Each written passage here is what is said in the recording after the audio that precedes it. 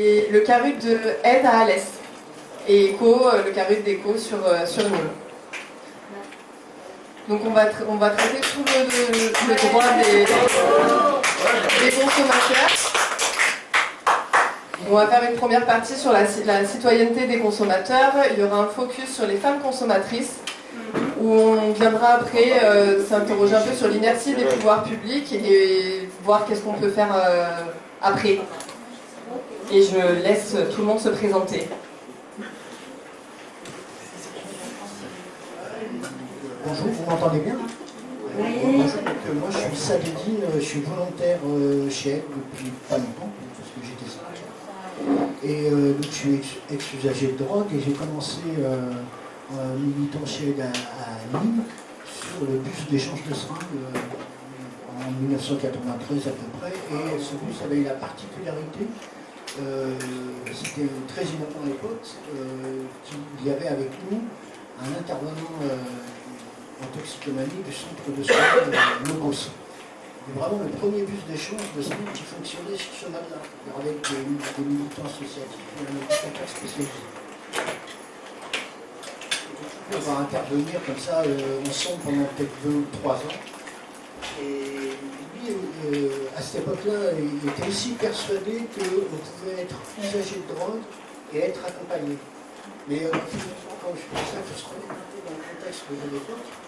Dans le contexte de l'époque, c'était pas évident. Surtout quand on venait de structures qui accompagnaient les usagers, d'être dans l'idée de pouvoir accompagner des gens qui consommaient. Et puis ensuite, il y a eu l'arrivée de la substitution, et à ce moment-là, l'éducateur, je donnerai le nom après, mais a préféré arrêter ses interventions sur le bus. Chacun a fait un peu sa route, lui continuant à Logos, et moi j'ai occupé le poste dans Aide. Et quand je suis revenu en 2016, le premier projet qu'on a monté ensemble avec Jean-Paul Bonny, qui nous a quitté il y a quelques années, ça a été de mettre en place une rencontre avec les usagers et les professionnels de santé. C'était sur le thème du dépistage et de l'hépatite C, et ça s'est passé à Blanat. Voilà. Tout ça pour vous dire que cette rencontre avec Jean-Paul, pour moi, ça a été quand même un déclencheur, ça m'a confirmé qu'il fallait faire avec les personnes et pas faire avec eux, à la place. Super transmission. D'accord. Donc bonjour, moi je suis Céline de Beaulieu, je suis référente technique et plaidoyer pour le titre officiel en réduction des risques liés à l'usage de drogue à Médecins du Monde au siège au sein de la direction santé plaidoyer sur la France et sur les programmes qu'on a à l'international. Alors moi aussi j'ai commencé à Aide un peu après toi, en 97, donc ça fait aussi assez longtemps, à Paris et puis après dans le Finistère. Et puis après j'ai rencontré Médecins du Monde sur la mission Rêve, aussi parce qu'on avait un groupe d'intervention festif qui s'appelait Freebase, et on travaillait, on était tous, intervenants, personnes concernées, consommateurs, des fois un peu plus, un mélange. Et du coup j'ai eu la dimension de Médecins du Monde aussi à l'international, puisque c'est un des acteurs historiques en France de la réduction des risques, mais aussi sur le volet international depuis 1994 dans plein de pays. Et du coup je suis partie comme coordinatrice en Serbie et pour monter un programme d'échange de seringues / CARUD, voilà, c'est comme on les appelait, pas comme ça non plus à cette époque-là en France, pendant 5 ans. Et après j'ai fait la même chose dans un contexte très différent en Tanzanie, à Dar es Salaam, voilà, aussi avec des personnes consommatrices, injectrices d'héroïne essentiellement. Et après je suis revenue en France et j'ai travaillé pendant 8 ans pour Gaïa, qui est le programme historique de Médecins du Monde à Paris, qui est devenu indépendant en 2005.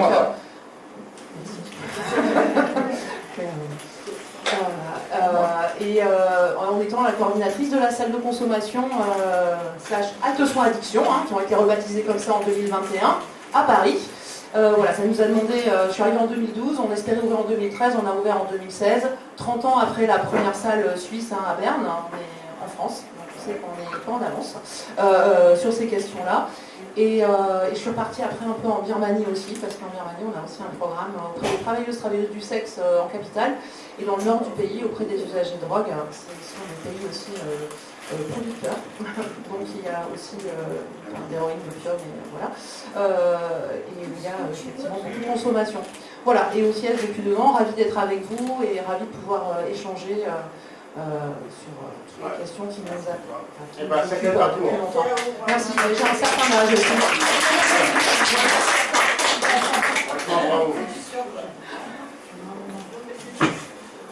Bonjour à toutes et à tous. Alors j'aurai sans doute droit à beaucoup moins d'applaudissements ou d'enthousiasme que ma collègue du panneau. Moi je m'appelle Xavier Pizarro, j'ai beaucoup moins bougé. Marseille, Marseille, Marseille, Marseille. Marseille, bébé! Je ne vous fais pas dire, mesdames, je suis tout à fait d'accord avec vous.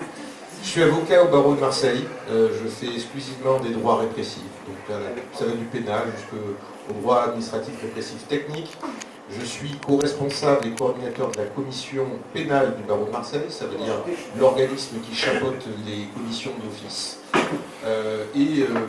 Mon rôle aujourd'hui, si je le comprends bien, c'est plutôt celui du cloueur de cercueil ou du croque-mort. On doit faire un état de la législation sur les stupéfiants. Voilà, je suis absolument ravi d'être avec vous au frais. Moi, il y a du boulot là-bas.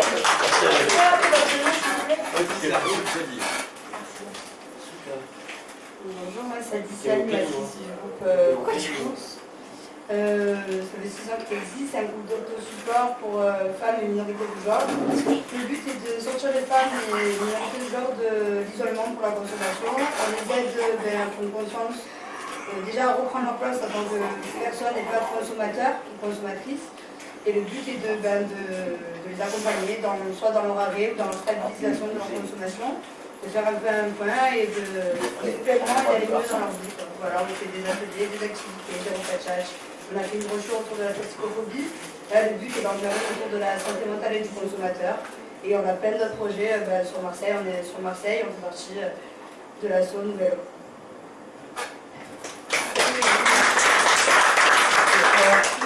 Du coup, je complète avec Alicia, parce que du coup j'ai le chapeau de Nouvel Ob, je suis salariée depuis quelques années. Nouvel Ob est pour le dire rapidement, c'est une asso qui a émergé des squats. Tout le monde est concerné, toute l'équipe est concernée, soit par la conso, soit par la prostitution, santé mentale. Conso quand même. Et donc on est toujours en rue. Et on a co-porté plusieurs projets, l'auberge marseillaise, une auberge où les femmes peuvent être avec leurs enfants, elles peuvent y consommer, et c'est elles qui forment les équipes à la réduction des risques. Voilà, on milite pour que l'autosupport prenne plus de place à Marseille, en France et dans le monde, on espère, parce qu'on commence à mettre les pieds dans les portes un peu partout en ce moment.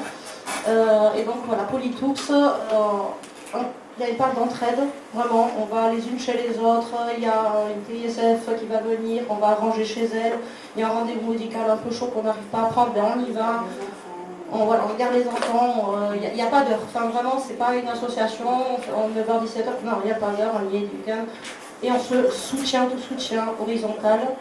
C'est une première partie Polytooks, la deuxième partie c'est le plaidoyer, prendre une place, et une belle place, et voilà, donc avec Alicia on se complète, moi j'ai mis des pieds dans les portes, elle c'est un bélier qui défonce les portes. Et l'enfant. Donc voilà, et juste pour rajouter, donc moi c'est Malou, Marilou Stefanowski.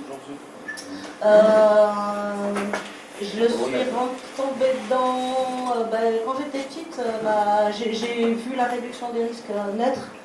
En tant qu'enfant, déjà j'accompagnais mes parents en centre de méthadone à Varsovie.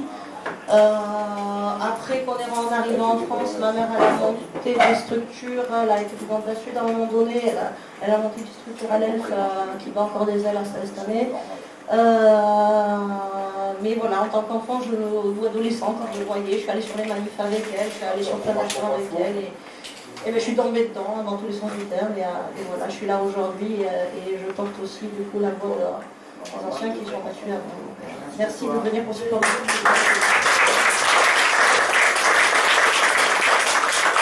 Et l'expo, photo qui est ici sur le mur, c'est celle qu'on a fait avec les politiques. Du coup, on prendra un temps à la fin pour vous montrer un peu ce qu'on fait, pourquoi on l'a fait comme ça. Et on a vraiment cherché à faire plein de thématiques larges, comme qu'est-ce que c'est être consommateur ou femme ou genre consommateur.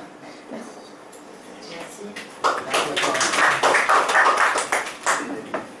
Du coup, on va pouvoir commencer sur tout ce qui est la question de la citoyenneté. Et on commence avec la fameuse loi de 70.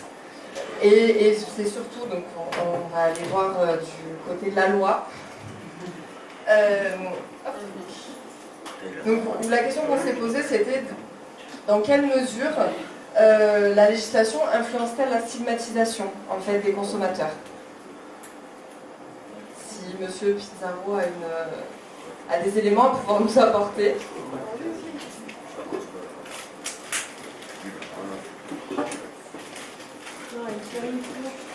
Bon, je vais essayer de pas sécher. J'aurais peut-être dû prendre un peu plus de temps pour m'appesantir sur les thèmes qui allaient être abordés aujourd'hui. Moi, ce que ça m'évoque, en tout cas, c'est si on prend le parallèle de l'évolution depuis la première grande loi sur les stupes. En fait, on a en moyenne une nouvelle loi tous les 6 mois, ou une loi qui touche de manière substantielle tout ce qui touche autour de la procédure pénale tous les 6 mois depuis 20 ou 30 ans. Ça va à la fois des textes qui sont relatifs au haut spectre de la criminalité, comme des choses extrêmement banales, l'admission des preuves, les voies de recours, des procédures simplifiées qui sont plus rapides. Okay. Une fois que j'ai dit ça, pourquoi est-ce que je dis ça? Parce que l'idée, en tout cas, que moi je perçois, c'est qu'il y a une espèce de monstre qui est en train de se créer. Et ce monstre, c'est quoi? C'est, depuis 30 ans, force d'avoir des résultats. Alors après, on a tous une opinion sur pourquoi est-ce qu'on n'en a pas. Peut-être parce qu'on ne peut pas en avoir, parce que peut-être que ce type de guerre n'ont jamais été gagnés, ne seront jamais gagnés. Peut-être que le modèle répressif est absolument un modèle qui n'est pas efficient et efficace. Mais ce que moi j'observe en tout cas, et j'en reviendrai à la fin, je sais que je suis un petit peu long et je fais un détour, mais c'est important. Si en fait, il y a par exemple 20 ans, le discours c'était de dire que ça ne marche pas parce que les policiers ne sont pas assez armés ou n'ont pas les moyens de lutter. Aujourd'hui, ils ont presque des bazookas pour la police municipale, ou en tout cas ça va finir comme ça ou pas très loin. Qu'ensuite vient une seconde vague qui est de dire en fait non, ça ne marche pas parce que on n'a pas les moyens et qu'on se retrouve à recruter autant de magistrats qu'on n'en a jamais recruté sur 2 ans. Okay. Et on voit que ça ne marche pas. Et ensuite on augmente une première fois les peines et on voit que ça ne marche pas. On augmente une deuxième fois les peines, ça ne marche pas. On fait traiter le stup hors des tribunaux par où c'est un agent de police qui vous dresse une amende qui a le même effet juridique que si vous aviez été jugé au tribunal correctionnel en comparution immédiate. C'est ça la réalité du truc. Et qu'on vous met une amende et on vous dit c'est la solution et qu'on se rend compte 1 an plus tard qu'en fait il n'y a que 13% des gens qui payent leur amende. Donc ça rapporte 0 et ça cible entre guillemets un public défavorisé qui n'est pas encore majeur et qui a déjà des dettes. C'est un petit peu ça l'idée. Ensuite on va vous dire ben non en fait ça marche pas parce que vous savez quoi? Parce que les textes ne permettent pas aux enquêteurs d'aller aussi loin de leur enquête qu'ils le voudraient. On réforme effectivement 3 fois les textes. Ça ne marche pas. Et après on va vous dire quoi? On va vous dire ça ne marche pas parce qu'il y a des traîtres dans le système. Alors là, les traîtres dans le système, j'en parle, je suis bien passé pour en parler. Il y a 6 mois, 1 an, c'était les avocats, les greffiers, les matons, les douaniers. C'est l'ennemi de l'intérieur qui empêche le système de fonctionner. Ok. Là, opération même propre, on voit que ça va continuer à ne pas marcher. C'était opération Karcher. Voilà, exactement, Karcher. Et là, le prochain, mais c'est quelque part, c'est le prochain qui revient dans le temps. C'est le consommateur. C'est le consommateur qui a les mains pleines de sang. C'est ce qu'a dit d'ailleurs le président de la République, c'est ce qu'a dit le ministre. Et l'idée, si on doit la résumer, c'est si l'idée c'est d'être dans une espèce de mouvement qui se mord la queue, de constamment devoir trouver des justifications à nos échecs, qui sont avant toute chose des échecs philosophiques et théoriques. Mauvaise manière de prendre les choses. Qui trinque à la fin? L'ensemble des acteurs qui, tour à tour, même les magistrats, hein, vont finir dévorés par un monstre qu'ils ont eux-mêmes contribué à construire, dans un système qui n'a plus aucun sens. Aujourd'hui, dans le dernier rapport de la Cour des comptes, l'activité de la police consacrée aux stupes, hein, de manière générale, c'est 60% du budget, 60% des effectifs. Si vous vous demandez pourquoi votre plainte contre voisin qui vous a menacé à la tronçonneuse n'est pas traitée alors que c'est peut-être une affaire urgente, c'est un problème de priorisation des choses. Donc, la difficulté là-dedans, c'est que à la fois, le consommateur, c'est celui qui va être blâmé, qui a déjà été blâmé par le passé et qui va l'être de plus en plus, parce qu'il faut sans cesse de nouveaux boucs émissaires pour alimenter cette espèce de grand mouvement en avant.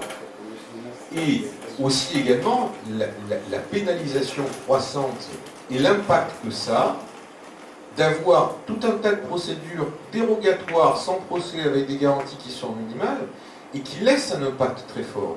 Demain, vous avez une amende forfaitaire intellectuelle, vous avez un casier, vous êtes OBA, hein. La durée de détention de vos informations OBA, c'est 30 ans. Hein. Ah ouais, deuxièmement, dans le projet RIPOS, il y a une disposition un peu particulière qu'on n'a pas vue, qui emporte inscription au B2 automatique, sauf motivation contraire par le procureur de la République. Ça veut dire que moi, j'étais en train de fumer, par exemple, pas moi, hein, vous avez bien compris que c'est un exemple fictionnel, je suis en train de fumer dans la rue, il y a un policier qui arrive, hein, j'ai pas vu un début de procédure, simplement, j'ai même pas mes explications à donner, il dresse son PV, je ne paye pas son PV, je ne le conteste pas, ça devient donc une décision définitive, j'ai un B2. Et un B2, l'administration, certains emplois, vous êtes taximétriste, vous êtes conducteur de bus, c'est un petit peu emmerdant. Et pour vous donner un exemple, parce que c'est surréaliste et ça vient de nous arriver il y a quoi, pour vous montrer à quel point la machine est folle, hein. Un client parisien qui est un type un peu fantasque mais parfaitement inséré, même assez exposé. Pour vous dire, il a les bureaux de sa société dans le 8e arrondissement à Paris, donc plutôt un quartier chic. Il sort, c'est un consommateur de chanvre bien-être, de CBD. D'accord. Il tombe, voilà, mais pour vous montrer l'aberration de la situation, hein, il tombe sur un agent verbalisateur, il explique à l'agent verbalisateur, il sort son téléphone, il lui dit, tenez, regardez mes relevés bancaires, vous voyez bien, j'ai acheté ça là, c'est absolument pas un stupéfiant, il n'y a aucune raison que vous me verbalisiez. L'agent verbalisateur lui dit, non mais fumer du CBD c'est interdit dans la rue. Voilà. Si vous n'êtes pas content, demandez à votre député, c'est ce qui a été dit. Il ne conteste pas, tout simplement parce qu'il se dit c'est absolument rien, etc. Manque de cul, ce monsieur qui exerce une profession un peu exigeante où il faut une habilitation particulière, se retrouve avec un casier. Et les textes prévoient, entre guillemets, 0 voie de recours. Donc on a dû faire une procédure tout à fait exceptionnelle, on y a passé 50 heures. Pourquoi ? Pour éventuellement avoir la possibilité de faire lever une condamnation automatique dans les suites d'un PV dressé par quelqu'un qui ne comprenait visiblement rien à ce qu'il disait. Donc, il y a à la fois ce double étau, j'en reviens, excusez-moi, je me suis fait peut-être très long, hein, voilà, mais voilà, l'idée c'est qu'il y a à la fois un problème, comment dire, philosophique, moral, où il y a un système qui a besoin de bouc émissaire, et le bouc émissaire, c'est nécessairement le consommateur, à la fin, de plus en plus, parce que quand on a tout essayé et que rien ne marche... Bendo et conso, voilà. Mais on va vous dire... Dans la chaîne... Mesdames, vous savez ce qu'on va vous dire? On va vous dire, Bendo et Conso, puisque vous les appelez ainsi, ils existent parce que à la fin, il y a quelqu'un qui les sollicite. Il y a quelqu'un qui demande un produit. Voilà. C'est ce qui va vous être soutenu. Pas de Bendo, pas de consommateur. Et la seconde chose, c'est, et moi c'est peut-être ce point qui m'alerte tout autant, c'est que tout ce qui passe comme dispositif pour lutter, en tout cas juridiquement, contre la drogue, en général, le haut du spectre, le bas du spectre, c'est des choses que vous allez retrouver ensuite de manière pérenne vis-à-vis du citoyen lambda. Le conducteur, l'automobiliste lambda, voilà, il se passe là des choses qui sont extrêmement problématiques du point de vue des libertés publiques. C'est à l'État de ne pas laisser rentrer cette drogue, hein, c'est tout. Pardon, monsieur? C'est à l'État de ne pas laisser rentrer cette drogue. C'est pas la faute des consommateurs. Par tous les moyens, si tu as des bateaux ou quoi que ce soit, si ça veut rentrer, ça rentre. On autorise bien l'alcool et la cigarette, et pourtant c'est une drogue. Moi, si vous Mais messieurs, si vous voulez, là, la question que vous posez, c'est celle de la responsabilité. Moi, je ne suis pas dans la question de la responsabilité, je suis dans la question du... On est un groupe humain, entre guillemets, structuré, et on doit prendre des décisions qui sont rationnelles et des décisions qui sont justes. Le problème, je le sais là. Monsieur, les drogues, ça a toujours existé. Avant, de toute façon, c'était médicalisé pratiquement. Tout à fait. C'est maintenant nous qu'on en fait un mauvais usage, c'est tout. Personne pour dire si on en fait un bon ou mauvais usage. Mais je pense que pour bien qu'on se comprenne, moi ce que je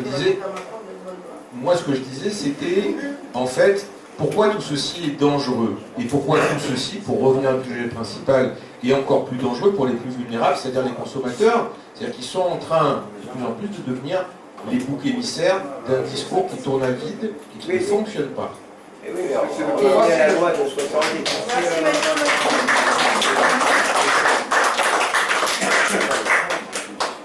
Du coup, dans ce que vous dites, c'est qu'on continue de criminaliser les usagers, mais sans jamais aller les interroger. Donc, alors peut-être laisser plutôt la parole aux consommateurs, anciens consommateurs, mais de pouvoir dire à un moment donné quelle est la place des personnes consommatrices dans le débat public.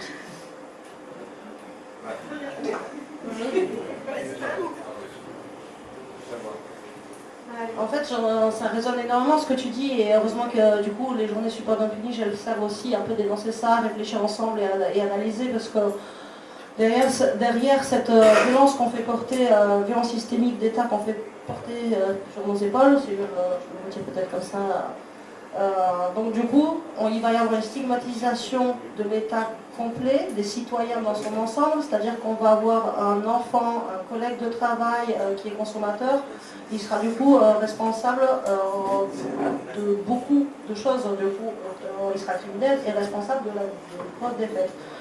Donc il va être stigmatisé. Et une première partie là, est-ce que j'entendais par rapport au commentaire d'un monsieur au fond, c'est qu'il y a aussi une auto-stigmatisation qu'on va porter. Donc ce qu'on va envoyer derrière, c'est qu'on va commencer à se cacher de plus en plus, à prendre des stratégies où on va prendre de plus en plus de risques pour ne pas aller vers le soin, ne pas aller demander de l'aide, ne pas aller en parler justement à un ami, à peu importe. Donc on se retrouve à porter les conséquences qui, pourtant, aujourd'hui, on sait gérer les conséquences au niveau médical ou psy. Il y a je pense qu'on sait très bien les gérer. Mais voilà, les personnes, elles s'isolent.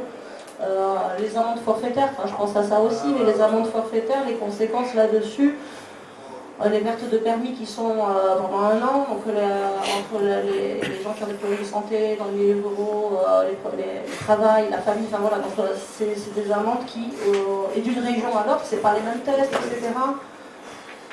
J'avance peut-être sur la question un peu plus loin, mais il y a du coup à Marseille avec le CESTIL, on a créé un espace qui s'appelle Arène, où on rencontre des chercheurs de la France entière et des groupes d'autosupport.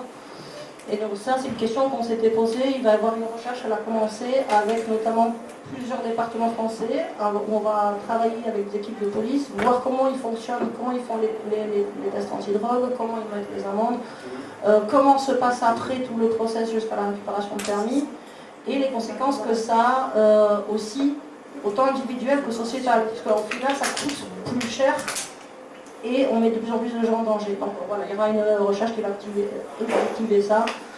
Donc du coup 2027, on vous présentera ces résultats, mais voilà, on le sait, enfin je pense qu'ici dans cette salle on est conscient des conséquences que ça a, mais voilà, on aura des chiffres et bon, c'est peut-être comme ça qu'on aura des leviers pour... Et on se retrouve même, tu disais qu'il y avait plein de rapports qui l'objectifent déjà, mais bon, le ministère est un peu silencieux. De recherche, ça fait du bien aussi, quoi, de savoir qu'il y a des gens engagés, quoi, qui peuvent comprendre, d'essayer de rechercher. Ça fait quand même plaisir. Quand tu disais que tu partais un petit peu plus loin, c'est que là, cette expérience qui est en cours, finalement, c'est plus sur le pouvoir d'agir en fait des personnes qui sont consommatrices, qui vont en lien avec les forces de l'ordre, pour pouvoir faire éventuellement bouger les choses. En fait, derrière, quand on commence une recherche, là, il y aura un bénéfice bénéfice-risque au niveau de ok, combien d'argent est mis dans ce système de répression qui au final ne fait pas baisser les accidents. Enfin, c'est au nom de la sécurité routière en fait les tests antidrogue. Mais au final, enfin, voilà, donc c'est peut-être la première recherche c'est plus à ce niveau-là. Et après, ce qui va nous derrière, comment les consommateurs, les associations, les alliés vont travailler avec ça, c'est un outil en fait, une recherche derrière. Comment on va s'investir avec cette recherche-là, c'est aussi à nous de travailler là-dessus, d'être vigilants et de pouvoir communiquer. Et on avance, on revient avec les Politique Tools de Suisse et on a vu comme dans d'autres pays, la recherche ne communique pas du tout avec les personnes concernées. En France, ça avance quand même petit à petit. Mais enfin, ça avance quand même bien, mais il y a toujours mieux à faire. Et du coup, après, à nous de savoir comment on va s'investir derrière, comment on va le représenter, et l'espace qu'on va prendre. Donc ça, c'est un travail qu'on doit faire ensemble, alliés, bénéficiaires, chercheurs, avocats, voilà, on a des alliés à aller chercher un peu partout. En fait, tu disais que tu voulais aussi rebondir sur ce qui avait été dit. Non, parce que j'ai entendu parler aussi pas mal de la morale. Je pense que la morale aussi c'est quelque chose qui influence vraiment sur la stigmatisation. On sait très bien la morale, c'est bien et c'est mal. Et puis souvent on dit ouais c'est pas bien de se droguer, qu'il y a un toxicomane, etc. Et puis je me disais aussi il y a la question de la religion qui a un vrai rôle sur la stigmatisation, parce que la religion c'est aucune religion. Et pour certaines religions, c'est un vrai péché. Et pour les personnes qui ont eu une éducation religieuse, ça renvoie à des choses qui sont violentes en soi. C'est un sentiment de culpabilité, de dévalorisation. Je voulais dire aussi, c'est parce que le consommateur, là, à travers le support d'un pays, c'est que du coup, c'est mon point de vue, c'est qu'on se montre, on se visibilise, en quelque sorte on s'auto-stigmatise, mais pour faire changer les choses. Là, je pense à, je ne sais pas si vous avez vu cette publicité de gouvernement, c'est Darmanin qui l'avait sorti il y a un an, où on voit en fait quelqu'un qui consomme dans, je sais pas, une boîte de nuit, un truc comme ça, avec la flamme qui commence, qui va passer du coup du consommateur qui fait la fête, au quartier, au dealer, et en fait cette flamme elle passe à travers le cerveau du petit. Et donc du coup le consommateur est responsable en fait de la mort est responsable du trafic et donc de la mort dans les quartiers. En fait, de tout mélanger comme ça, déjà, on utilise les quartiers, déjà qu'on les oublie tout le temps les quartiers, mais si les utiliser que pour ça, déjà, c'est pas terrible. Et donc de mettre la responsabilité, déjà que c'est mal vu, que ce soit par religion, par culture, voilà, que la question soit prise par le prisme moral. Donc derrière, l'entourage de la personne qui est consommatrice, elle sera encore plus... Elle est donc responsable de ce qui se passe dans les quartiers. Donc on nous enlève des leviers, comment dire, de cœur qu'on peut avoir avec nos proches en fait. Donc si on est responsable de autant de choses. La police, tout le monde est responsable. Tout le monde.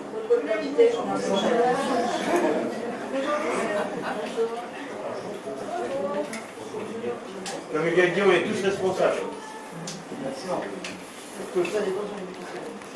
Du coup, donc sur ce que tu dis Malou, on va finir cette première partie. Et donc Monsieur Bénézé tombe à pic.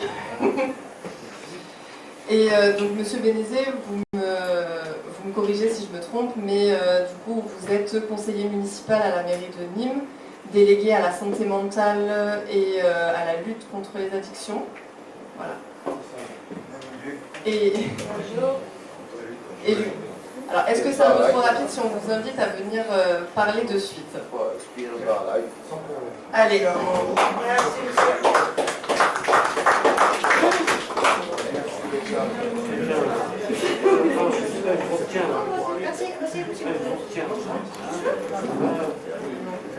Qu'est-ce qu'il faut que je dise?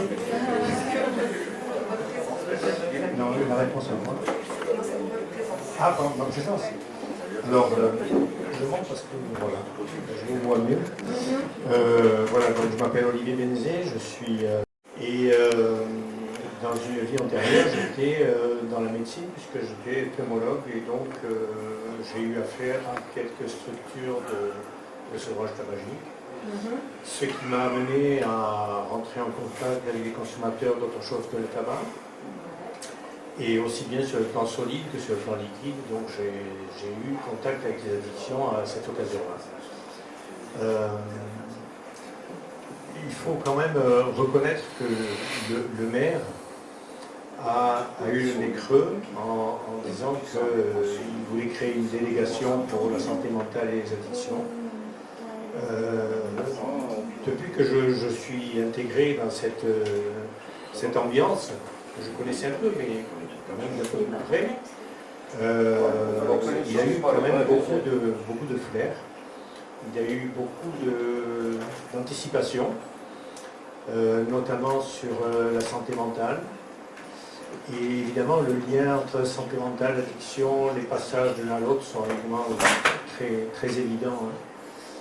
Après, mon travail a consisté principalement à rencontrer au départ les différentes structures. Alors pour ce qui concerne les addictions, c'est-à-dire rencontrer les gens d'Exapa, donc je vois qu'il y a Olivier qui est là, donc certains autres. J'ai rencontré aussi Bruno Mangin pendant la campagne, enfin j'ai rencontré d'autres personnes bien sûr. Comment? Vive la mer aussi, pas de chance. Ah oui. Mais à mon époque, l'Exapa n'existait pas, c'était l'AMPA, vous voyez. Donc, donc ça date un peu quand même. Et donc j'ai pris toutes ces informations. Alors sur les addictions, je peux prolonger un peu? Sur les addictions, c'est très franchement, c'est je pense un peu plus compliqué. Pourquoi Si on prend la santé mentale, il y a depuis plusieurs années des plans sur la santé mentale qui sont annoncés régulièrement par les ministères, par le président de la République. Donc on s'attendait à ce qu'il y ait quelque chose qui arrive. Et quelque chose est arrivé. Donc il y a une organisation un petit peu qui a été demandée aux mairies sur la santé mentale, créer des conseils à l'intérieur du contrat local de santé, créer des conseils de lutte contre la santé mentale, pardon. Sur les addictions, on n'est pas du tout à ce niveau. Donc il y a vraiment un vide intersidéral. Il y a quand même, en revanche, énormément de structures qui s'occupent des addictions. Et donc, la difficulté est de les connaître, de savoir ce qu'elles font, parce qu'elles travaillent toutes avec qualité, ça c'est absolument pas mis en jeu, c'est pas mis en doute. Mais il y a une difficulté à savoir ce qu'elles font pour nous. C'est-à-dire que je ne suis pas sûr d'ailleurs que tous les XAPA savent, s'ils doivent le savoir quand même, mais est-ce que tous les XAPA savent exactement ce que font les autres? Est-ce que les CARUC savent ce que font les autres? Je pense que oui. Est-ce que l'addiction ça comprend que les drogues ou est-ce que ça comprend aussi les jeux, le café, le sexe, etc. Tout, il y en a d'autres, surtout ces addictions. En sachant que, alors, quelques chiffres. Parce que pour positionner les choses, pas pour montrer l'intérêt des choses, pas pour poser 13 millions de fumeurs, 6 millions de personnes dépendant de la boisson, 900 000 personnes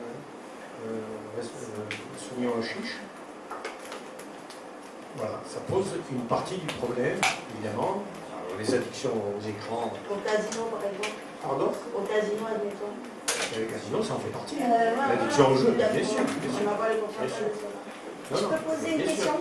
Alors, attends, oui, mais... Oui, est-ce que vous avez allez-y. un pourcentage sur les addicts au sexe, comme elle a dit la Non, je n'ai pas le pourcentage. Mais je l'aurai. Je l'aurai. Mais si vous voulez, par rapport, ce que je veux dire, c'est que par rapport aux chiffres que je viens de vous donner, il y a une proportion qui est totalement différente. Et donc, ça ne veut pas dire qu'il ne faut pas les considérer, c'est une évidence. Et ça veut dire que, ben oui, parce qu'en plus, les addictions, elles sont souvent les unes en même temps que les autres. Hein, donc,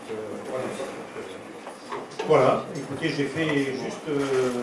j'ai répondu à une première question, je ne sais pas si c'est suffisant. Ah oui. Bon, je m'en.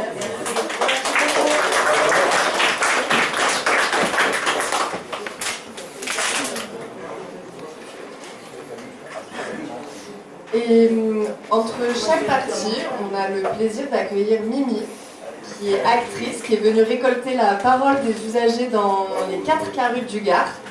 Et on lui laisse complètement la parole.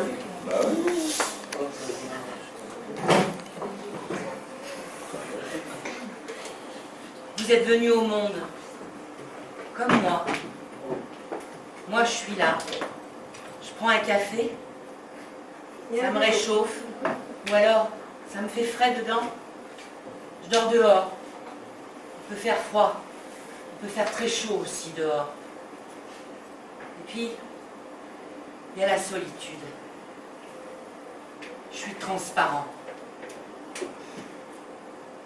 On n'est personne. Ils ne veulent pas nous voir. Ils nous évitent. Moi, je suis en conditionnel. Je suis suivie par le SPIP, le psy. J'ai plein de merde partout. Dans la tête, partout. J'aime pas parler de moi. Moi, j'ai un bracelet.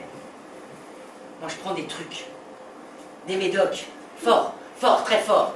Parce que ça brouille mes pensées. Ouais. Et puis, j'ai des idées noires en plus. Je dors pas. J'ai des images partout dans la tête. Oui, ça m'empêche de penser, ça m'empêche de dormir. On n'est personne. Tu sais, les autres, les flics, les juges, les cons, ils font pas de différence entre un dealer et un consommateur. Moi, la première meuf que j'ai rencontrée, eh ben c'était pas la bonne, parce que c'est elle qui m'a fait mon premier shoot. Les rencontres, c'est quitte ou double. Pour nous, c'est souvent quitte. On n'est personne.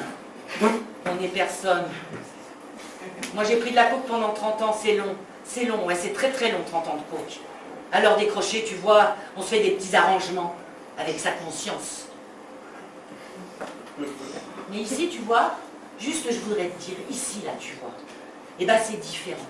Tu sais pourquoi c'est différent, ici, dans les Carudes, ici, avec tous ces gens-là? Tu sais pourquoi c'est différent? Eh ben, parce qu'ici, t'existes. Oui, ici, tu peux rencontrer l'autre. Ici, tu fais du lien, quoi. Ici, on t'apprend à réduire les risques. Ici, on prend soin de toi. On te comprend, toi. Ben oui, messieurs, mesdames, oui. Les ici, ça existe. Les ici où on vous écoute, ça existe. Où on vous accepte comme vous êtes. Où on vous donne des outils pour mieux consommer, pour mieux... Et puis pas besoin de se shooter dans le caniveau, pas besoin de s'humilier. Non, parce que ici, on est quelqu'un. Ouais.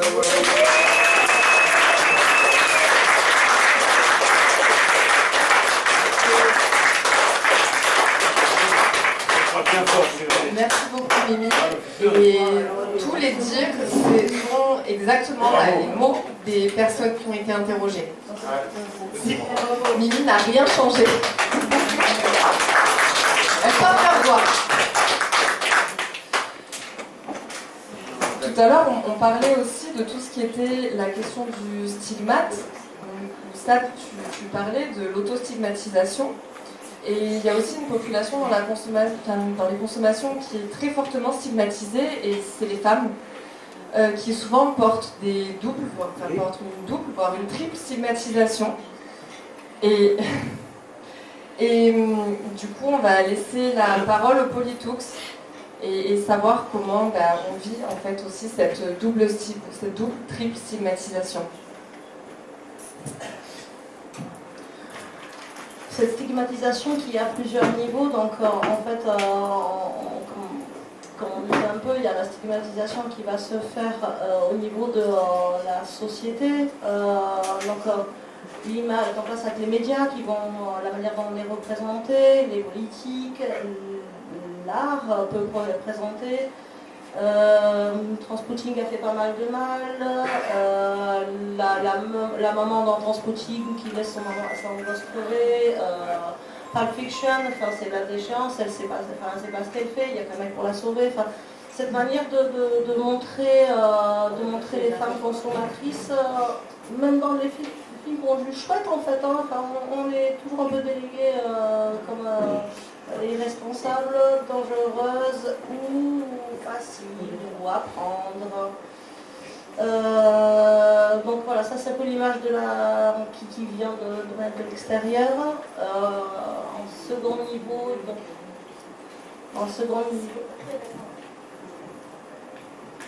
Et aussi au niveau de nous, consommateurs, que ce soit hommes-femmes, surtout dans les campus, dans les lieux d'accueil, il n'y a pas de place pour les femmes, parce que quand il y a des hommes, les femmes n'ont pas envie d'y aller. Nous, on animait un groupe d'autosupport dans un carré le soir, et en fait, les femmes du groupe elles préféraient mieux attendre quand c'était nos ateliers, repatchage tous les 15 jours, pour venir prendre leur matos, plutôt que de venir quand il y avait l'accueil des hommes. Et quand il y a l'accueil des femmes, c'est que sur une journée, une matinée, on n'a pas de temps pour nous. Quand ça soit dans les lieux publics, pour aller se doucher, les douches, on y va, mais quand il y a trop d'hommes, on n'y va pas. Pour consommer, on va aller se cacher, on va faire attention, on est obligé de se mettre avec des hommes pour être protégés selon les squats dans lesquels on va. On est obligé de se cacher dans des bâtiments où personne ne nous voit rentrer, ou sinon on marche toute la rue, quand on est à la rue, qu'on n'a pas lieu de dormir. Toute la rue on marche, on essaie de passer par de où il y a plein de gens pour éviter de se faire emmerder. Et c'est vrai que la place de la femme, elle est trop stigmatisée. Du moment où on fait la fête, qu'on est une maman, ah ben tu es pas avec tes gosses, pourquoi tu en taffes? Ils sont où tes gosses? Alors que ça, les papas n'en disent pas. En fait, on est des femmes, enfin, on est des faibles, alors qu'on est des fortes, et on voit pas tout ce qu'on met en place en fait pour survivre comparé aux hommes en fait. Et je trouve que ça change parce qu'il faudrait plus de lieux pour nous les femmes, il faudrait des lieux que pour les femmes. Et il faudrait écouter notre voix parce que surtout la voix des femmes elle est surtout écoutée mais retournée contre nous. Beaucoup. Riposte. Vous voyez la loi qu'ils sont en train de faire sur la partie sur les teufs. L'une des seules fois où on entend justement des témoins, ils ont repris de témoignages de femmes où on peut parler de pollution chimique, de viol, de sous-produits ou d'utilisation de drogue, etc. La seule fois où ils ont utilisé ça, c'était pas pour défendre les femmes, dénoncer et encore contre les consommateurs en fait. Tout ce qu'on dit, tous les témoignages qu'on a là-dessus, tout ce qu'on dénonce, ils s'en servent contre nous en fait. Et là, donc la stigmatisation dont tu es c'est celle qui va être du coup de l'extérieur. Après il y a celle qui est auto-intégrée et du coup c'est voir qu'on va prendre sur nous. Pourquoi il n'y a que 20-30% de femmes qui vont dans les XAPA, les carnets encore moins? Pourquoi il y a autant de femmes qui y vont? Ou si elles y vont dans les salles de conso, quand on voit des femmes, c'est rarement elles sont seules, elles sont souvent en couple. C'est trouver des places dans la rue, c'est assez compliqué.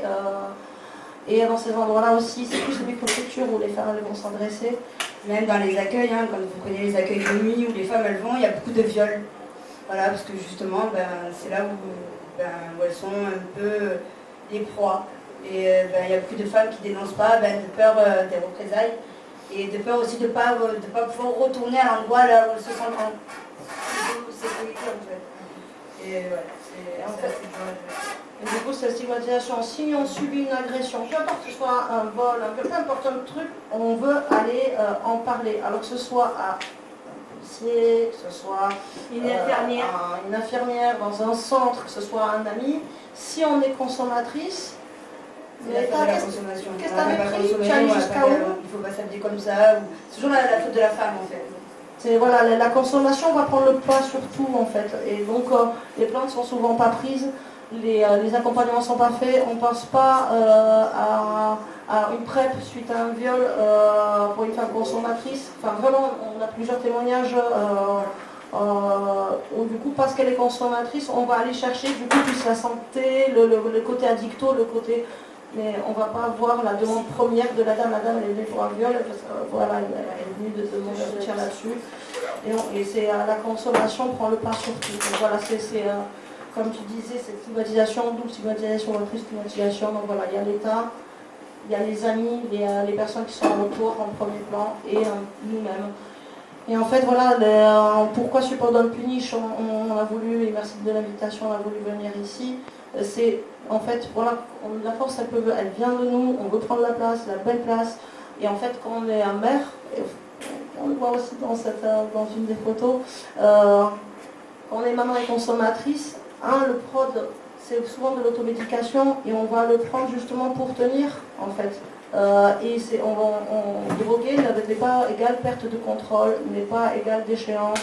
On peut très bien mettre le matériel en hauteur, ne pas consommer devant l'enfant, mettre en place des stratégies pour surveiller l'enfant. Enfin, je ne sais pas s'il y a des parents dans la salle, mais même quand on picole, ou qu'on fait des gros mots devant les petits, on met des mercredis, voilà, les mercredis, vous connaissez. Donc, on connaît bien ces systèmes-là. Quand on est consommatrice, c'est pareil. Mais voilà, cette triple stigmatisation fait que on n'ose pas en parler. Enfin, certaines femmes, du coup, vont intégrer ça et ne vont pas arriver à aller chercher de l'aide. On ne va pas se retrouver isolées. Et c'est là qu'on est isolé, qu'on s'auto-stigmatise, qu'on se fait recaler de partout, que les dangers vont devenir de plus en plus gros et prendre de plus en plus de place sur le reste. Voilà, punir n'est pas la solution pour les femmes ni pour personne. Plus les dangers sont gros, plus les conséquences sont à plein de plans, à plein niveau, concrètes et tortueuses. Et donc pour défaire ces problèmes-là, encore plus à les déconstruire, à les chercher, ça sera plus long. Donc tous les 30 ans de notre politique ne va pas dans le mieux. Et même si on arrive à revenir en arrière, ça mettra beaucoup d'années avant qu'on repasse. Mais bon, en tout cas, voilà, nous on milite pour changer ces lois et voilà, et on travaille du coup beaucoup avec Et une maman consommatrice, c'est pas une maman défaillante, c'est une maman cool.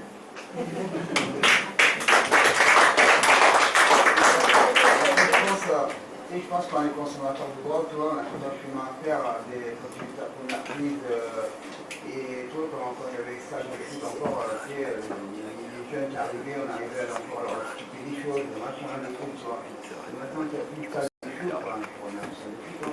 Il n'y a plus, tu sais, on ne peut plus expliquer aux plus jeunes des trucs qu'il faut savoir, quoi, tu vois, savoir qu'il y a des trucs qui ne se font pas comme ça, ça ne se fait pas comme ça, ça ne se fait pas comme ça, tu vois.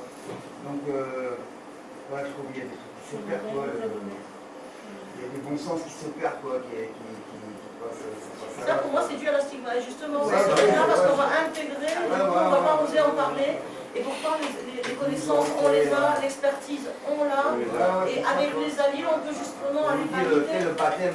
Après, moi, j'ai envie de dire, ça va être dans l'éducation. Mon fils, il a 16 ans, il va avoir 17 ans, il rentre dans le monde des free parties, il va chez le il a pris ses premières perches, je l'accompagne. Moi, ma devise, c'est soit passage, soit prudent. Et au plus on va les accompagner, au moins ils feront des conneries, quoi.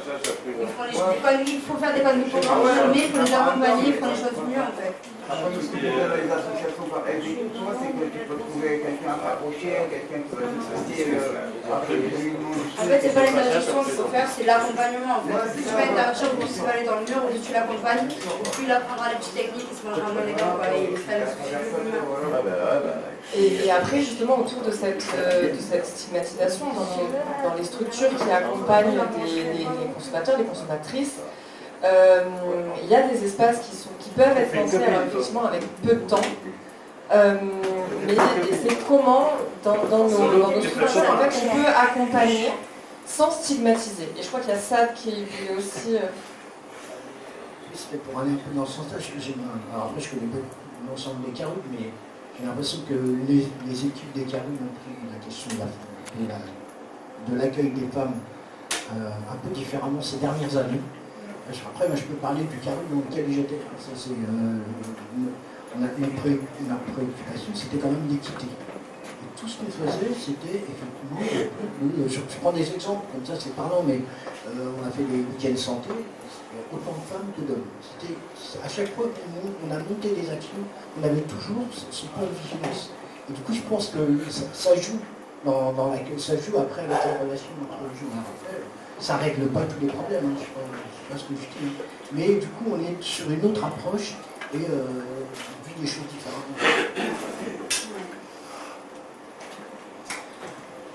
Pour répondre à la question, donc effectivement, une des choses sur lesquelles un de nos projets auquel on tient énormément, c'est de créer un label qu'on donnerait du coup à toute structure qui accueille des femmes.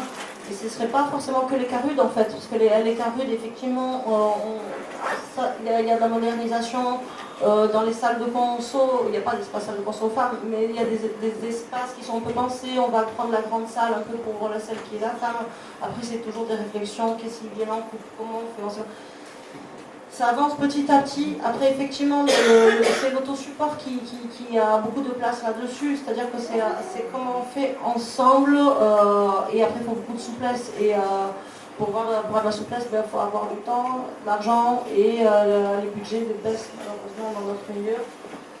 En tout cas, voilà, ce label, on aimerait pouvoir le donner en accompagnement des structures. Mais, donc, ça peut être autant des structures première ligne, mais autant des crèches, des hôpitaux, des maternités. Donc ça serait, on accompagnerait toutes ces structures, on veillerait à que s'il y a un turnover, etc., que si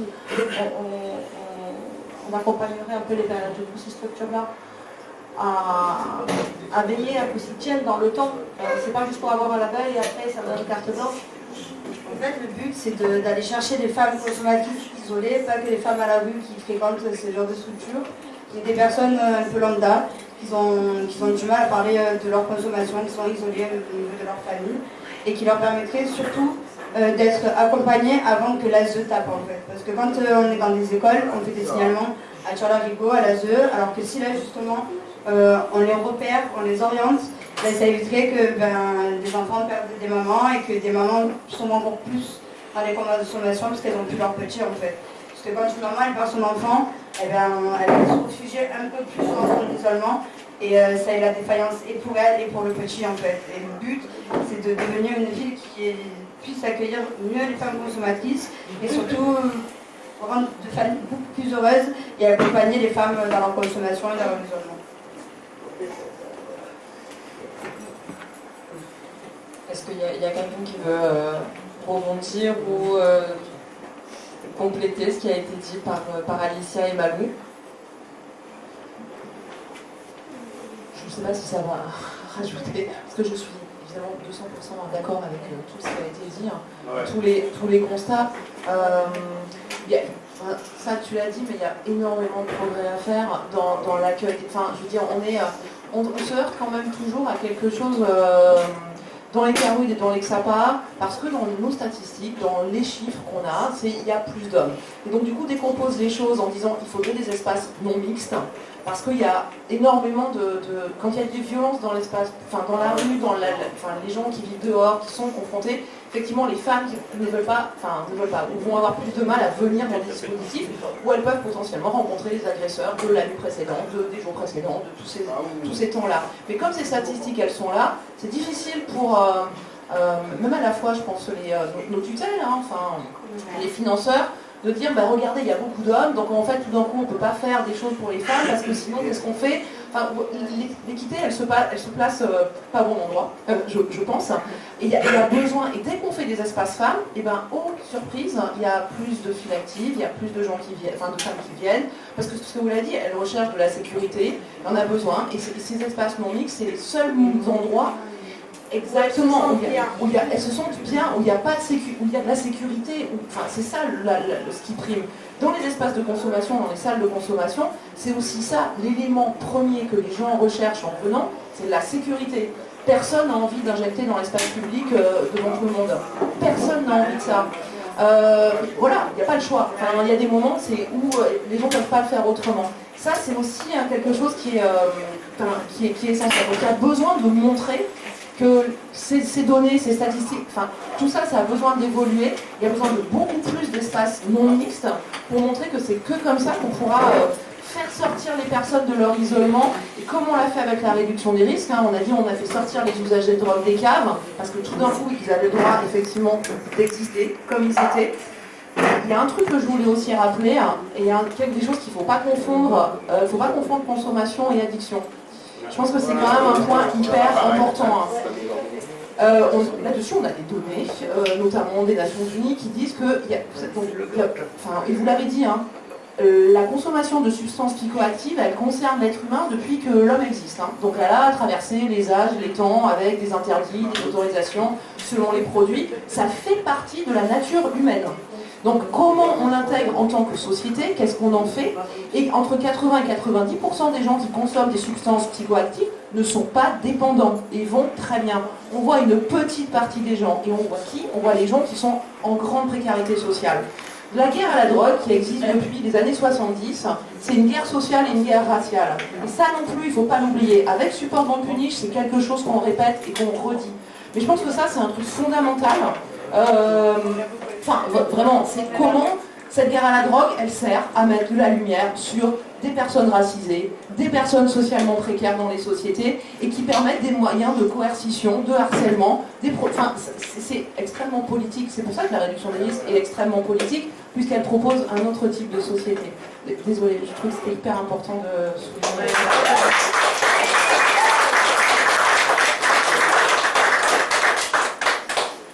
Merci en tout cas d'avoir apporté toutes ces précisions, Céline.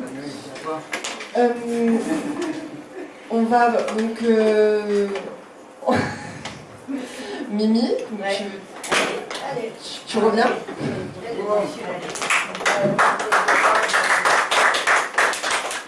Merci Mimi. Un champion Mimi. Entre moi et les hommes, il y a une différence. Ouais. Le pouvoir. Oh, petite, tu veux de la coke? T'as pas d'argent, c'est pas grave. Allez, donne un peu de toi. Ah, t'as l'argent, tu veux que je te rajoute un petit bout, là?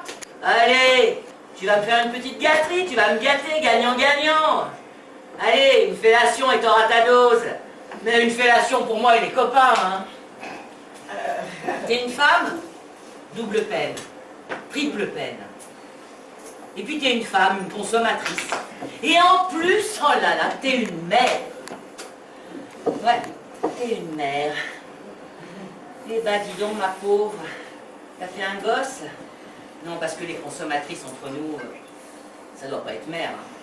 Hein. Ouais, tu te bats contre le système et puis t'as fait un gosse, et ben on va te le retirer. Comme ça tu pourras consommer. Moi, je préparais les goûters de ma fille.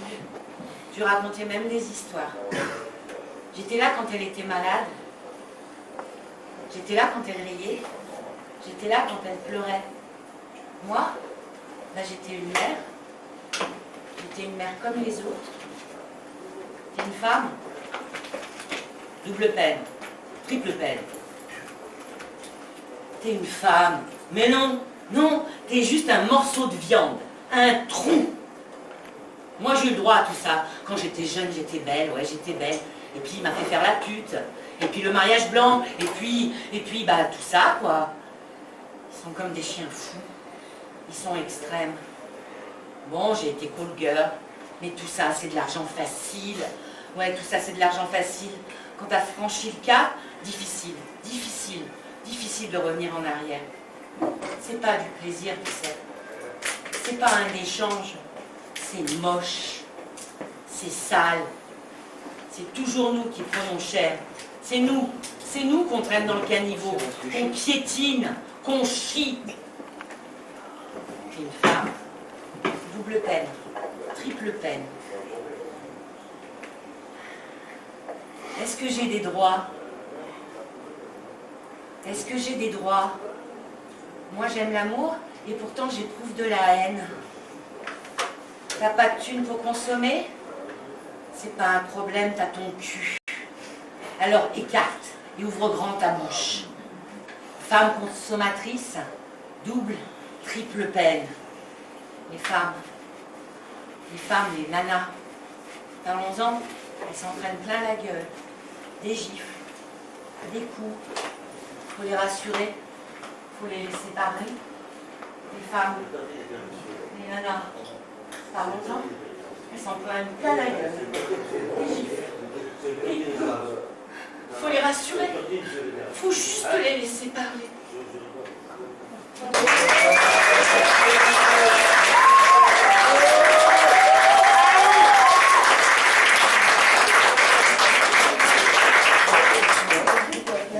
Mimi, elle est forte. Hein. Ouais, elle vient chercher des trucs qu'on accompagne, mais tu donnes vraiment quelque chose de plus, une vraie dimension, et j'ai juste merci. Merci.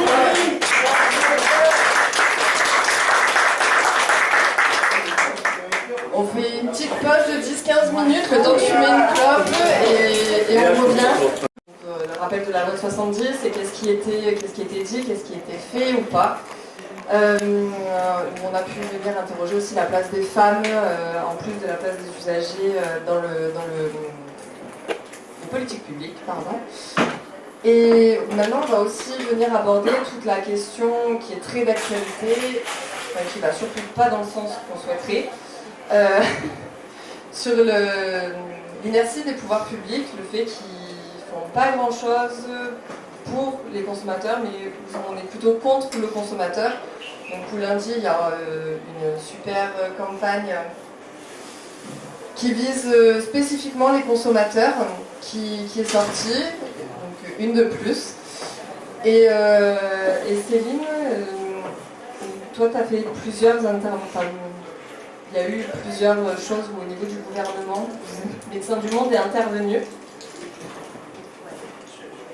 Vas-y. Oui, ce sera plus clair bientôt. T'inquiète pas. C'était peut-être pas bien, j'ai expliqué. Oui, en tout cas, face à la question posée, qu'est-ce qu'on peut faire, comment... alors, bien sûr, créer des alliances et essayer d'interpeller, effectivement, là... en tout cas, notre gouvernement ou les politiques, là où ils en sont aujourd'hui, donc on a déjà dit, dans la criminalisation, l'hyper-criminalisation, en tout cas, de l'usage des personnes consommatrices et tout ça.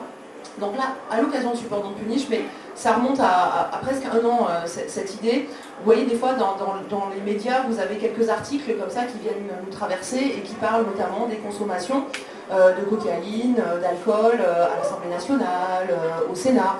Tout simplement parce que, effectivement, eux aussi, ils sont concernés par l'hilaire consommation de substances psychoactives.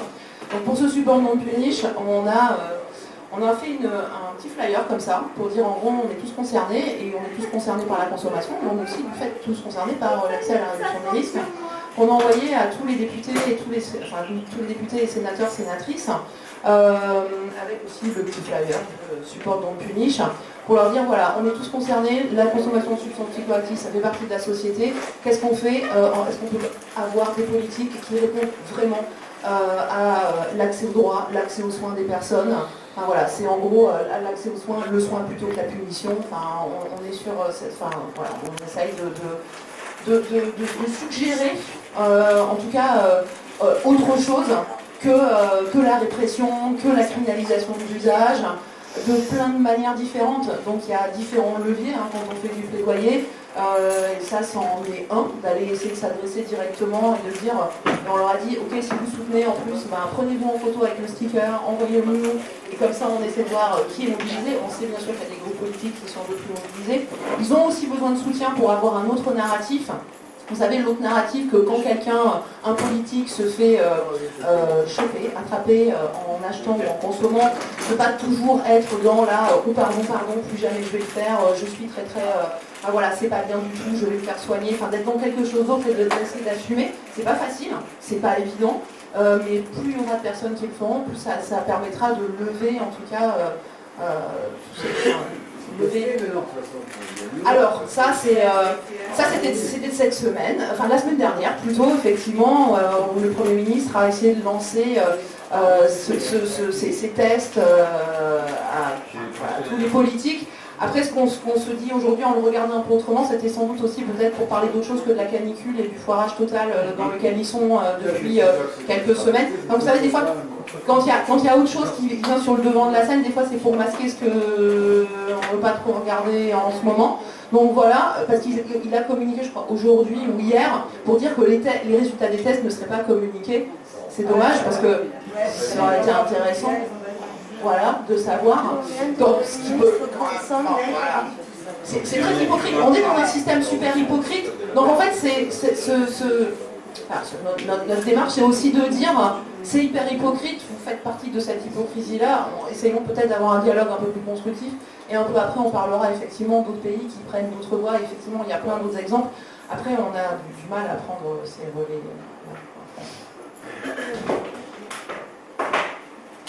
Donc sur cette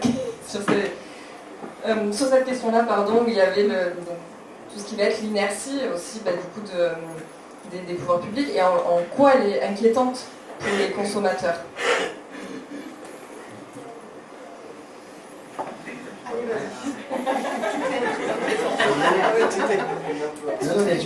Peut-être sur la question de l'inertie, mais je pensais à l'ARI ou l'accompagnement à l'injection, où effectivement ça se passait un peu partout dans pas mal de cas rudes, en tout cas, et d'un seul coup la DGS apprend que ça se fait comme ça, et ils ont décidé ils ont envoyé des courriers à certains cas rudes, et pas à d'autres. Là pour le coup c'est une vraie injonction, hein. Arrêtez ou sinon on ferme votre cas rude, et on voit bien qu'il y a quelque chose qui bloque là. Je ne sais pas si ça répond à ta question, mais voilà, ils sentent bien que pour le coup, le ministère de la Santé ne veut pas aller plus loin, alors que certaines ARS, ils laissent passer les choses, mais il y a quelque chose qui n'avance pas.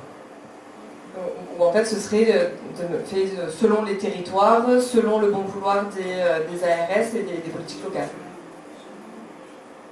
Ah oui, ça définitivement, le dialogue va être différent, l'ouverture va être, tout va se jouer de manière différente.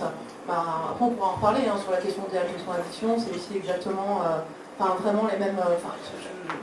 Je parlais aussi des leviers. Aujourd'hui, on est dans une situation. Alors moi, je suis pas juriste, mais je travaille avec des juristes sur ces questions-là. Mais on est bloqué dans quelque chose qui on est face à aussi quelque chose, c'est le dispositif, disons cette année, en 10 ans en octobre, sur les deux, que ce soit celle de Paris, celle de Strasbourg, où il y a eu plus de 6 évaluations. Enfin, je veux dire, c'est aussi de l'argent public, les évaluations. Alors, je disais, la première, 86, il y a déjà beaucoup d'évaluations qui existent sur les salles de consommation dans le monde. Donc, on a refait en France. Il y en a même une qui avait été demandée par Gérald Darmanin, et donc qui a été faite par l'administration française, l'IGAS, qui a remis un rapport, avec une injonction au départ qui était quand même, la lettre de commande était très sur... on se demande quand même si ces dispositifs sont vraiment utiles et nécessaires, merci d'aller évaluer, d'aller regarder. Les conclusions sont les mêmes que les autres, en disant il faut pérenniser, il faut en ouvrir d'autres. Du coup là, on a eu beaucoup de mois à ce que ce rapport puisse être rendu public. Donc il avait fuité, parce qu'on a réussi à le faire fuiter, mais bon, de plein de façons. Mais néanmoins, il y avait tout d'un coup, le rapport ne dit pas exactement ce que la commande demandait, et du coup, donc, on a les évaluations, c'est-à-dire qu'on a les données probantes, on a la recherche, on a toutes ces données-là qui sont factuelles, ancrées dans la réalité, et on est face, mais ça on est dans une période, de manière générale, quand on amène ce type d'argument, où on nous dit, non, moi je suis pas d'accord. En fait, là, c'est pas être d'accord ou pas être d'accord, c'est là, c'est posé comme ça. Et donc, on se retrouve confronté à ce type de réaction, mais parce que ce sont des réactions idéologiques, de morale sociale, on est toujours enfermé là-dedans. Donc, on essaie là aussi de travailler sur des leviers, mais vous voyez, toute l'année dernière, on a passé en collectif, dans plein d'associations, d'organisations, pas que les 2 salles concernées, à aller voir des députés, à aller voir des ministres, à faire visiter les salles, à faire plein d'actions.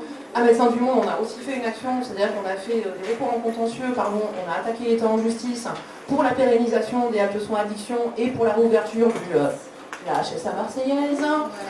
Toujours pas, qui n'est toujours pas opérationnel, on va dire comme ça, qui n'existe pas.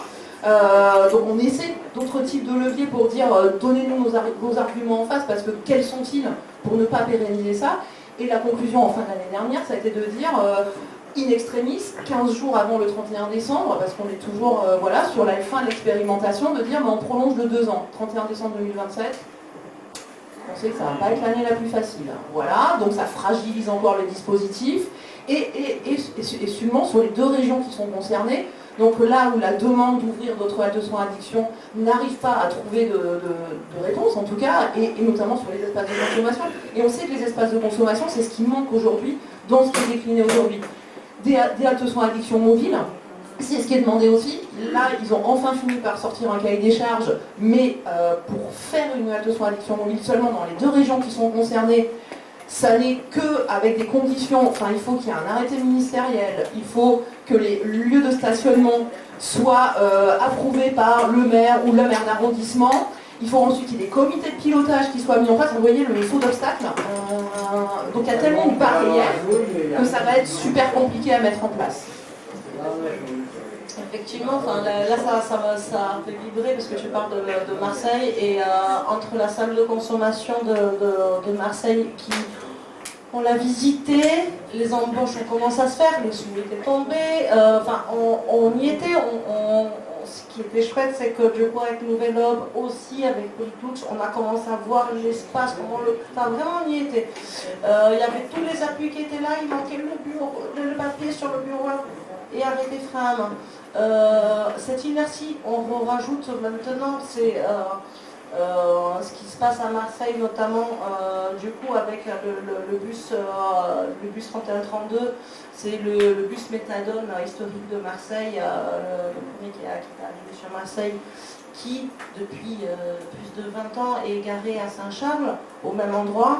Ils ont dû changer, on ne leur a pas trouvé d'alternative officielle, donc ils se mettent entre deux, et à un moment donné ils y allaient en soum-soum, en voiture, enfin, à faire toutes les personnes qui étaient là, les riverains qui étaient là, il y avait quand même, c'est une vie de quartier en fait, en 20 ans, c'est un quartier qui se met en place. Donc du coup, voilà, d'un côté il y a cette morale, c'est voilà, cette publicité avec la flamme, on criminalise. De l'autre côté, on voit les politiques quand ils se font gauler, la manière dont ils réagissent, on met sur un plan moral, tandis que, voilà, comme je disais, tous les rapports montrent que non, la réduction des risques est utile, fonctionne, même d'un point de vue pragmatique, fait baisser les coûts, en fait, enfin, dans tous les plans. Donc, non, cette inertie fait qu'on perd des sous, on perd aussi des vies. Enfin, voilà, on a eu cette année des personnes qui sont allées consommer. Enfin, quelques jours après l'annulation de la salle de conso, il y a eu une dame qui est partie consommer dans un parking. La voiture a fait une marche arrière, elle n'avait pas vu, elle a écrasé. Enfin, Oui, mais je me disais devant qu'elle fait rouler dans un bar à la peine. Alors, elle est passée injectée, elle est jamais sortie de toilette. Donc voilà, cette inertie, elle a des conséquences autant, je pense, pour tous les citoyens qui voient leurs impôts, qui voient l'hôpital, qui voient machin, donc ils se disent mais l'inutilité, et que sur le plan moral, donc je suis pas tout un péniche, quoi.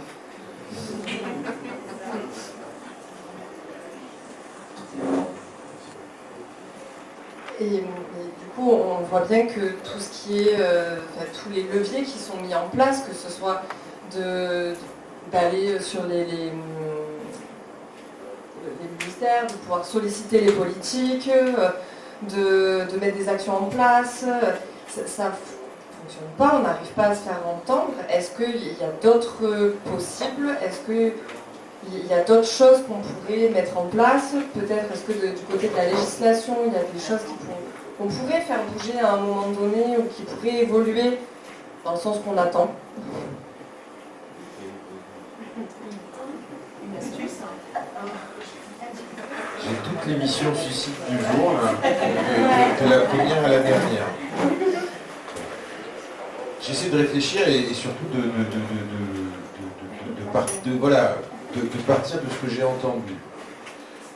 La première chose ça m'a fait rigoler, mais au-delà du fait de savoir s'il y a des gens qui consomment dans les entourages politiques, ce qui est complètement fou, c'est qu'on se pose la question de demander à des gens de faire des dépistages dans une société démocratique et de les publier, complètement en train de péter les plombs tous collectivement. Voilà, il y a des choses, entre guillemets, qu'on a le droit de faire. Je ne suis pas qu'avocat, vous n'êtes pas, entre guillemets, qu'intervenant, vous avez le droit d'avoir une vie, des idées en tant que citoyen, et de faire ce que vous voulez quand vous fermez la porte de chez vous. Du moins, vous faites pas la personne, évidemment. Si la question, c'est pourquoi il y a cette inertie, et pourquoi, quoi qu'on fasse, ben, on a quand même peu de résultats. Moi, je serais tenté, en réfléchissant à vote avec vous, de vous faire la réponse suivante. D'abord, il y a la problématique que nous avons vue tout à l'heure. J'ai été un petit peu long tout à l'heure, mais il y avait une raison. C'est, comme vous êtes décideur public, j'essaie de m'extraire de ma condition. Hein, comme moi, aujourd'hui, je connais très mal votre univers, madame, et je trouve ça, ça m'ouvre les yeux sur des choses. Il y a des choses que je n'étais jamais représentées comme ça. Et d'un coup, là, je me dis, ah ouais, merde, j'avais loupé quelque chose. Vous êtes décideur public. Un décideur public, c'est quoi? Surtout toute la journée, il y a des gens qui tapent à la porte de son bureau, qui lui demandent des choses. Tout le monde l'attend derrière au tournant. Quoi qu'il fasse, de toute manière, c'est pas bien. Et surtout, il a une pression terrible qui est qu'est-ce que les gens vont penser. Ça, c'est absolument terrible. Soit vous avez une force de caractère et vous dites moi je veux que les gens pensent ça et je vais les convaincre, soit vous n'arrêtez pas, entre guillemets, de réagir. Et la difficulté, c'est quand on disait ça tout à l'heure, si aujourd'hui les gens veulent du sang et ça fait 30 ans qu'on est dans une politique qui désigne des boucs émissaires de manière tournante, dit que c'est une question de moyens, qu'il faut plus d'armes, de machin, et puis quand vous les avez, il ne se passe rien, qui change. Qui c'est le mec qui a le courage, parce que ça demande un courage infini, hein, de venir dire, écoutez messieurs, on s'est planté, on a fait comme nos voisins, une guerre qui n'a jamais été gagnée nulle part et que nous ne gagnerons pas, cet argent que nous mettons dans des matraques, dans des balles, dans des temps de police, libérons-le, mettons-le dans les choses qui marchent. Et qui marchent pourquoi? Parce qu'on le sait, c'est basé sur des évidences. On l'a étudié et on a vu que ça marchait. Ok. Donc déjà, le courage que ça demande pour sortir de cet engrenage extrêmement vicieux. La seconde chose, c'est, je ne peux pas m'empêcher de, tout à l'heure quelqu'un l'a dit, je ne sais pas vous, mais quelqu'un a dit, des populations particulièrement vulnérables, déjà défavorisées. Et là, il y a quelque chose qui touche à l'opinion publique. C'est l'opinion publique quand elle s'empare de quelque chose, hein, quand quelque chose change, y compris dans les politiques pénales, il y a toujours un fait divers, il y a toujours une histoire humaine qui vient illustrer le besoin de changement. Et le problème, et le grand problème, c'est comment moi j'arrive à me connecter émotionnellement à une situation dans laquelle j'ai été élevé pour la voir comme, en réalité, ces gens-là, ben, ils n'ont que ce qu'ils méritent. Si ils ne décrochent pas, c'est une histoire de volonté. Et puis en plus, ils sentent sales, ils se sentent mauvais. Leur chien, là, je ne sais pas pourquoi il boit de la bière. Voilà. C'est ensemble, si vous voulez, de choses qui fait que, comment je m'assimile à ça? Comment je gagne la bataille de l'opinion publique? Parce que derrière tous ces textes, derrière ces politiques, il y a des votes, là. Il y a des votes, il y a des projets de société. Mais j'entends tout à fait, mais moi c'est ça qui me dit, parce que, encore une fois, sur ce levier-là, si on veut changer les choses, il faut gagner une bataille de l'opinion, et celle-là elle est très compliquée à gagner. Pourquoi? Parce qu'on part peut-être avec la situation qui est la moins, où les gens sont le moins susceptibles de se rattacher à ça, de se projeter, de sortir d'eux et de voir, tiens, il y a aussi ça, c'est une réalité que les gens vivent. Et la troisième chose, ça c'est, je finirai là-dessus parce que c'est peut-être ce qui me concerne le plus. La difficulté qu'on a sur le judiciaire, par exemple. Le droit, c'est de la politique aussi. C'est de la politique, c'est des gens qui rendent ces décisions-là. C'est des gens qui interprètent des textes de loi. La loi, dans l'absolu, comme ça n'existe pas. Ce qui existe, c'est l'interprétation que quelqu'un fait dans un contexte social donné, d'un texte qu'on a tous voté ensemble, et qui a à la fin le sens qu'il n'avait pas au départ. La question, c'est comment est-ce qu'on gagne des batailles judiciaires? D'abord, il faut des moyens. Oui, il faut avoir un bon avocat. Du temps. Ça peut aider, madame, mais bien souvent, vous savez ce que m'a dit un client ce matin, et il a raison, il a dit, maître, je sais même des fois que le meilleur avocat, ça sert à rien du tout, parce qu'on est cuit. Ouais, voilà. Et la difficulté... Comme on dit, les carottes sont cuites. Et les carottes sont cuites, et bien cuites. La difficulté, c'est, pensons au public que nous devons convaincre. La réalité, c'est que, par exemple, tout à l'heure, vous disiez un truc très intéressant sur la situation particulière des consommatrices. Ouais. Le profil type du magistrat en France aujourd'hui, et je le dis, c'est un constat statistique, hein, c'est majoritairement une femme. Il y a 80% de femmes aujourd'hui à l'École nationale de magistrature, très majoritairement jeunes, issues d'un milieu favorisé. À 80%, elle avait des parents qui étaient cadres supérieurs ou fonctionnaires dans l'administration publique. 2 cas sur 10, vous avez des parents magistrats eux-mêmes. Imaginez la représentation au-delà du droit, de la représentation sociale. Je suis une femme qui vient d'un milieu favorisé, j'ai toujours cru que j'ai fait des études, et je vois effectivement une femme dans la plus grande précarité avec un comportement qui heurte la morale publique d'un certain point de vue. Dès le départ, vous n'avez aucune chance. Donc la difficulté, et je finis là-dessus, voilà, les batailles juridiques, c'est pour ça aussi qu'elles sont si dures à gagner, parce que c'est très difficile de faire prendre conscience aux gens qu'il y a aussi une autre perspective qui n'est pas la leur. Voilà. Ça me fait penser à 2 choses, ton intervention. La première, c'est, là, on est, du coup, la réponse était un peu franco-centrée. Et quand on voit nos voisins européens, je regarde l'Allemagne, c'est à 2 ans où ils ont changé leur réglementation, le Portugal il y a déjà bien plus longtemps. On a aussi des preuves, des chiffres sur d'autres pratiques, du coup, sur les accompagnements, sur la criminalisation de l'usage. En fait, voilà, moi j'ai l'impression, une partie de la postulation, ça gagne sur le fait que c'est se sortir, c'est se dévoiler, c'est prendre des risques pour un politicien d'aller vers quelque chose qui, pendant des années, moralement, a été c'est très facile. Enfin, comme on disait au tout début, avec l'art, avec les médias, enfin, la crack zone, enfin, tous ces termes-là, c'est toujours très péjoratif. Donc, moi, je pense qu'une partie de la réponse se passe aussi par l'Europe, notamment et par les personnes, du coup, les alliés, les personnes concernées. Il y a One Food qui est c'est un collectif européen, une fédération de collectifs européens d'associations de consommateurs, où rejoignent autant il y a des grosses assos, mais il y a beaucoup de petits collectifs, comme il y a Barcelone Mitineris, c'est l'entreprise marseillaise, il y a Olymplux, il y a la Galette de Paris par exemple, et plein de villes de Slovénie, enfin d'Europe. Et en fait, je pense qu'à travers tout ce réseau-là, tout ce maillage qu'on arrive de plus en plus à faire, parce que mine de rien, en 30 ans, la réduction des risques, d'un côté, c'est très institutionnalisé, pour le meilleur comme pour le pire, mais elle s'est maillée. Le territoire s'est quand même maillé. Moi, j'ai un positivement là-dessus. Et la paire est dense en ce moment, un peu le vent en poupe. Donc voilà, à un moment donné aussi, passer par l'art. Je pense que merci beaucoup pour ce que tu fais, parce que passer par l'art est une réponse. Comme tu parlais, tu avais fini avec ton dernier point, avec les gens qui n'ont pas conscience en fait de la réalité des personnes qui voient les défilés dans nos tribunaux. Donc, déconstruire une image qui pendant 30 ans a été faite par la société, par les parents, par les comptines. Enfin, à un moment donné, ça va être long, mais ça va passer par nous et nos alliés aussi. Donc je pense que voilà, il y a les engagements politiques qui doivent être là. On a des alliés autour de nous qui sont engagés et les réponses sont bonnes, les résultats sont bons. En France, on est là aussi. Et on avance à mon échelle. Donc je pense que là, c'est le collectif, le maillage, l'Europe et l'art. Enfin, tout ça ensemble. Ouais, par les concernés, pour les concernés.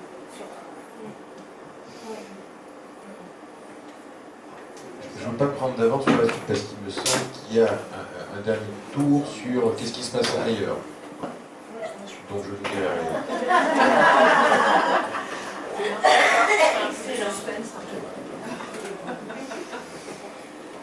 Oui, effectivement, juste après, on enchaîne sur ce qui se passe ailleurs et les politiques de consommation dans les autres pays, nos voisins aussi. Après, je crois qu'il y a quelqu'un qui disait qu'il voulait réagir dans le... Oui. Vous disait, alors, une dame un peu, on va dire, mon style, et une bureaucrate qui consomme, qui a le chic, et ça passe ou ça passe pas? Ça passe mieux ou ça passe moins bien? Vous comprenez ce que je veux dire? Devant qui? Elle a un statut social, par exemple, un avocat. Je vais citer un avocat. Par exemple, il consomme, il a la famille autour, il consomme, mais il se cache. Qu'une personne comme moi, qui est bas sociale et qui consomme et qui va peut-être pas s'en cacher, mais ça va faire aussi des dégâts, on va dire, autour familial, est-ce qu'il va être plus respectable ou moins respectable? C'est ce que je veux dire. Au niveau consommation, voilà. Mais c'est ça, c'est là où je pense qu'il faut déconstruire ce truc de respectable et non respectable. Je veux dire, quand on peut regarder la classe sociale, ou ces trucs-là, c'est comme tu dis, c'est ces images un peu quand tu peux être peut-être bourgeois et consommer, tu vois, avoir un mode de vie peut-être structuré, t'es avocat et tout ça, mais par derrière tu t'en mets plein le pif, comme on dit, eh ben voilà. Il faut arrêter de stigmatiser. En fait, le truc c'est qu'on est depuis longtemps, depuis la fin dans les cavernes, on voit des traces en fait qu'on a consommé. Et en fait, de sortir de cette image morale en fait de la consommation, ça fera que autant on aura, nous en rue, moins besoin de se défendre des stratégies de galère, etc. Autant la personne que tu dis qui est aisée, etc. Elle pourra aussi, à un moment donné, assumer et se dévoiler. On parle d'outing, à ce moment-là, on voit dans le monde de la recherche, il y a des chercheurs qui disent qu'ils commencent à faire de la vidéo. En fait, par exemple, nous sommes tous consommateurs. De toute façon, le statut social, il n'est pas écrit sur le front. Ouais, mais il y a des équipes quand même. De la recherche, il avait même pas compris outing. Se dévoiler en fait, dévoiler et dire qu'il est consommateur en fait. Et même au niveau de la recherche, il y en a certains qui n'osent pas le dire, que entre nous, quand on a fait à Rennes, il y a 2 ans, on avait eu une table ronde autour de ça. Et il y en a certains qui ne veulent pas le dire parce qu'ils savent très bien qu'après leur recherche, eh ben, elles ne seront pas vues ou ils risquent d'être mis sur la paille aussi. C'est ça aussi un peu le problème avec ça. C'est le même combat en fait. Après, c'est juste en fait ce que Madame évoque, c'était tout le propos que Céline tenait au début, où effectivement les personnes les figures publiques et qu'on peut voir en général, qui ont une classe sociale, etc., ne l'assument pas forcément, ou ça va être plus caché, ou alors la réponse ça va être obligatoirement du soin. Mademoiselle, je voulais dire, petit exemple concret, admettons, 2 sœurs dans une famille, il y en a une qui travaille avec l'État, au CHRS, peu importe, et l'autre avec une psychomane accueillie. Il se passe que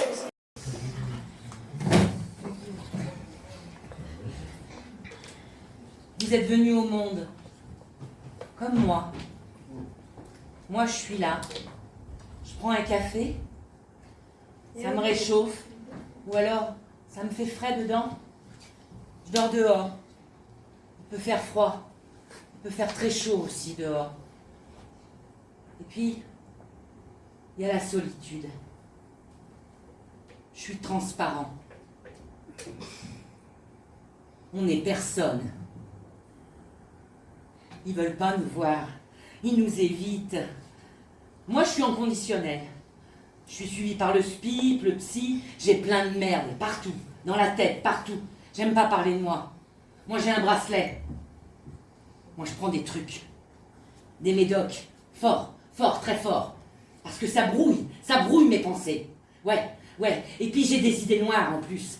Je dors pas, j'ai des images partout dans la tête.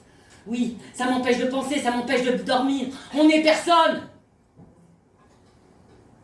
Tu sais les autres, les flics, les juges, les cons, ils font pas de différence entre un dealer et un consommateur. Moi, la première meuf que j'ai rencontrée, eh ben c'était pas la bonne, parce que c'est elle qui m'a fait mon premier shoot. Les rencontres, c'est quitte ou double. Pour nous, c'est souvent quitte. On n'est personne. On n'est personne. Moi, j'ai pris de la coke pendant 30 ans, c'est long. C'est long, ouais, c'est très très long, 30 ans de coke. À l'heure décrochée, tu vois, on se fait des petits arrangements avec sa conscience. Mais ici, tu vois, juste je voudrais te dire, ici, là, tu vois, eh ben c'est différent. Tu sais pourquoi c'est différent? Ici, dans les Carubes, ici avec tous ces gens-là, tu sais pourquoi c'est différent? Eh ben, parce qu'ici, t'existes. Oui, ici, tu peux rencontrer l'autre. Ici, tu fais du lien, quoi. Ici, on t'apprend à réduire les risques. Ici, on prend soin de toi. On te comprend, toi. Ben oui, messieurs, mesdames, oui, les ici, ça existe. Les ici où on vous écoute, ça existe. Où on vous accepte comme vous êtes. Où on vous donne des outils pour mieux consommer, pour mieux... Et puis pas besoin de se shooter dans le caniveau, pas besoin de s'humilier. Non, parce que ici, on est quelqu'un.